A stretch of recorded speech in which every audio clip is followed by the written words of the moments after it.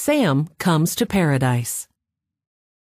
Sam the Shetland sheepdog loved big challenges, and landing his dream job as CEO of Monarch Enterprises, the family-run company that owned Spruce Isle, felt like the challenge of a lifetime. Standing atop the island's seawall, he studied the breach where storm waters had blasted through a while back, flooding several streets and shops and impacting Monarch's bottom line. His mandate was to ensure it never happened again, and that Spruce Isle's all-important tourist trade would continue to grow and flourish.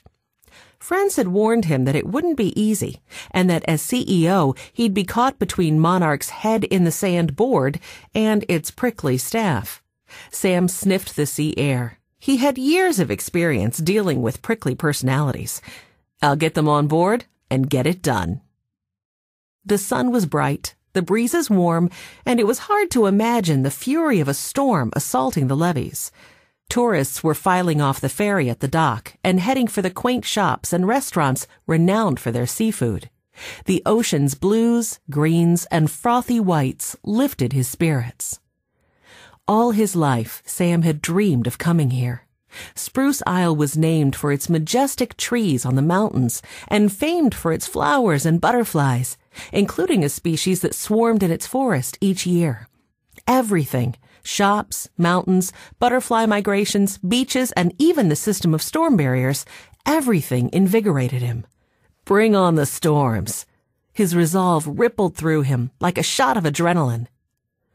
Looking out at smaller, distant islands, he noticed a seabird flying toward him. As it neared, he saw it was a puffin. It soared in, landed, settled itself, and stared out at the sea. Sam had seen puffins in photos. He thought of them as odd but somehow natty seabirds, with their white faces and black caps and stout, multicolored beaks. But this one looked tattered, her chunky body a bit unsteady on her red-orange feet. The old puffin said, "Bigger storms are comin'." She hunched forward as if in a stiff wind. Sam glanced her way. She'd be amazed, he thought, to know he was in charge of leading the entire Monarch organization and protecting the island. He had come from the turbulent world of sports management with a reputation as a problem solver, someone who could work with big egos. Whatever it took, he'd rally the team and get it done. The puffin flapped her stubby wings and shifted her weight. The next storm could bring disaster. Sam looked over at her. I know that. What's with this bird?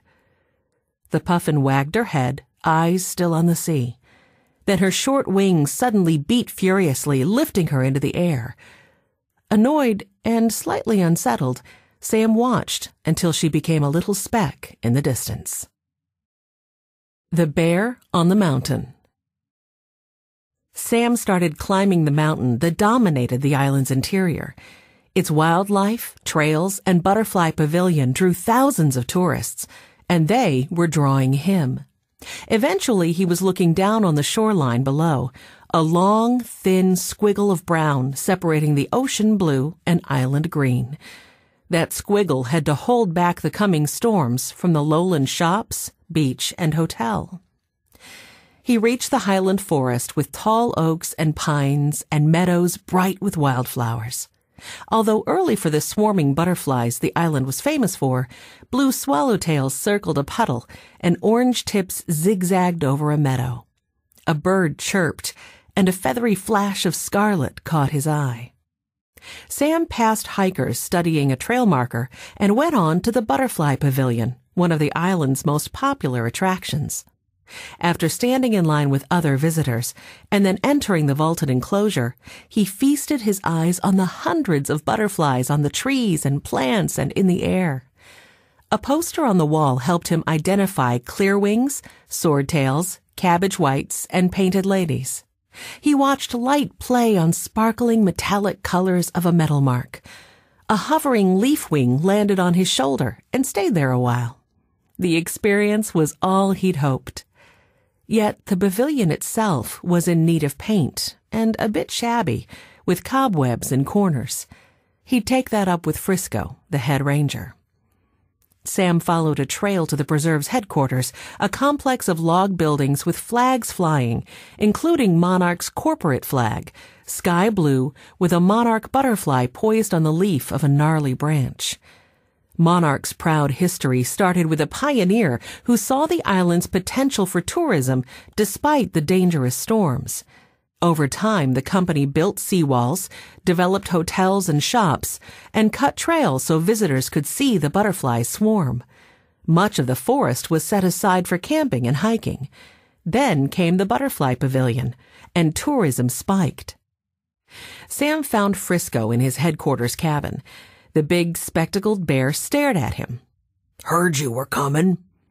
His expression said he'd like to send Sam back out the door with a swipe of his paw. Sam's hair bristled, but he forced out friendly words of wonder at the butterfly pavilion.